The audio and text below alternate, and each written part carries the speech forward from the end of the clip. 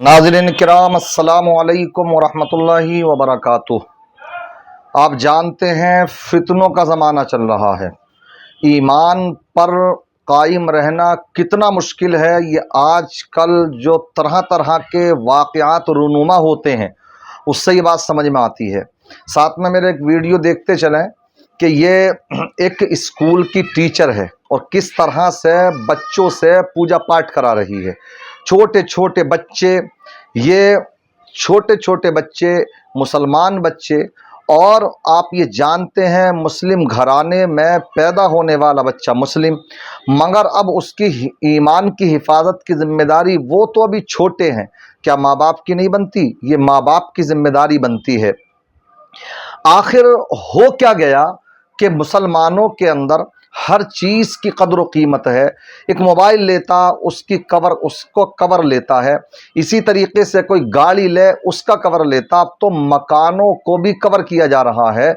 इसी तरीके से जो भी चीज़ कीमती होती है उसकी हिफाजत के लिए गार्ड लगाना पड़ते हैं, सुरक्षा करना पड़ती है, तमाम इंतज़ामात वो करता है, हिफाजती तदाबीर इख्तियार करता है। मगर आखिर इंसान के नज़दीक, मुसलमान के नज़दीक ईमान इतना बेकीमत कब से हो गया कि उसे हर चीज़ की परवाह है, हर चीज़ की फिक्र है, मगर अपने ईमान की फिक्र नहीं। ईमान जैसी दौलत अल्लाह ने नवाजी से, ईमान जैसी दौलत से अल्लाह ने नवाजा है, चाहिए तो ये कि इसकी भी फिक्र करें, इसकी हिफाजत करें। हदीस पाक में आता कि यूलदुल मौलूदु अलल फितरह, कि पैदा होने वाला बच्चा फितरत इस्लाम पर पैदा होता है। व अबवाहु युहव्विदानिही व युनस्सिरानिही व युमज्जिसानिही, और उसके वालिदैन उन बच्चों को कोई यहूदी बना देते हैं, कोई मजूसी बना देते हैं, कोई ईसाई बना देते हैं।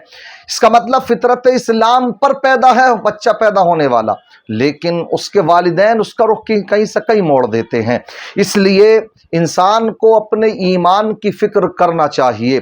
एक मौके पर आका ने इरशाद फरमाया, फितनों के ज़माने का आका करीम सल्लल्लाहु अलैहि वसल्लम जिक्र फरमा रहे हैं, आगाह फरमा रहे हैं अपने उम्मतियों को कि ज़माना ऐसा आएगा कि जो इंसान बैठा होगा वो बैठने वाला इंसान खड़े होने वाले से बेहतर, खड़ा हुआ इंसान चलने वाले से बेहतर, चलने वाला इंसान फरार होने वाले से बेहतर। क्या मतलब? यानी जो अपने आप को जितना महफूज करेगा इतना ही वो अपने ईमान की हिफाजत कर सकता है।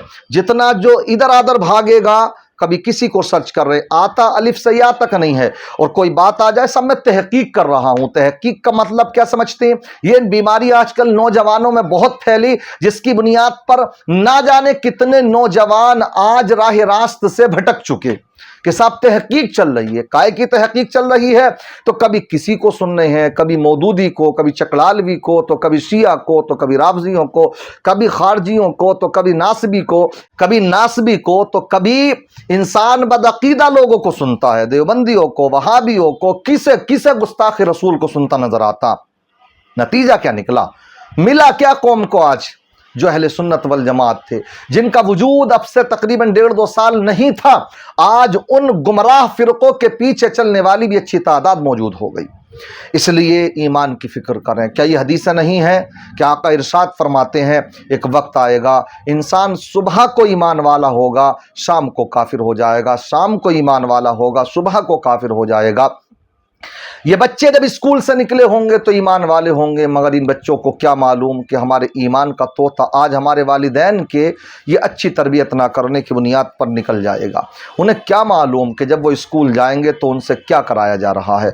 इसलिए मुसलमान अपने इस्लामिक स्कूल कायम करें। कोई आपके ऊपर पाबंदी तो नहीं है, कोई आपको कोलू में तो नहीं पेड़ देगा। जो अहले सरवत हजरात हैं उन्हें चाहिए कि वो कौम मुस्लिम के लिए उठें, और इस तरह आज जैसे हर तरह के फितने आ रहे हैं उन फितनों का मुकाबला करें। पैसे वाले लोग अपने स्कूल कायम करके बच्चों के ईमान की भी हिफाजत करें, दीनी दुनियावी तालीम से भी उनको आरास्ता करें। इसलिए ये हमारी जिम्मेदारी बनती है। बहुत से लोग अपने मॉडर्न और साहब VIP के नाम पर, ऐसी तालीम, ऐसी एजुकेशन के नाम पर अपने बच्चों के को शिर्क और कुफ्र में मुब्तला कर रहे हैं। ये छोटी छोटी कलियां हैं, इनको जैसे चाहो वैसे मोड़ दो, वैसे ही मुड़ जाएंगी। लेकिन لیکن جب یہ بڑے ہو جائیں گے، ان کی جو تربیت ہوگی، ان کی جو آرائش ہوگی، نشو و نما ہوگی، جب اسی ماحول میں ہوگی، شرک اور کفر والے ماحول میں ہوگی، تو پھر آپ ان سے ایمان کی توقع کہاں رکھ سکتے ہیں؟ نہیں ہوگی نہ ایمان کی فکر پھر۔ اس لیے بچوں کی تربیت کیجئے۔ اس طرح کے جو فتنے ہو رہے ہیں، کہاں پر کس نے کیا ہے، ان کو اس طرح کی اجازت دے دی کہ خاتون اس طرح سے بچوں سے پوجا پاٹ کرا رہی ہیں اسکول کے اندر۔ میں تو کہتا ہوں اس پر بھی پابندی لگنا چاہیے۔ ایک طرف تو حجاب پر کیا ہے، انگلیاں اٹھتی ہیں، اور دوسری طرف پوجا پاٹ اس طرح سے کرائی جا رہی ہے بچوں سے، کہاں اس کی اجازت دیتا؟ ہمارا سنویدھان تک بھی اجازت نہیں دیتا، تو آخر ان کو بے لگام کیوں چھوڑ دیا جاتا ہے؟ ایسے لوگوں کو، اس طرح کے لوگوں پر شکنجہ کسنا چاہیے۔ میں دعا کرتا ہوں اللہ تبارک و تعالی ہماری نسلوں کے ایمان و عقیدے کی حفاظت فرمائے، ہمارے اس ملک میں امن و سکون قائم فرمائے۔ السلام علیکم ورحمۃ اللہ وبرکاتہ۔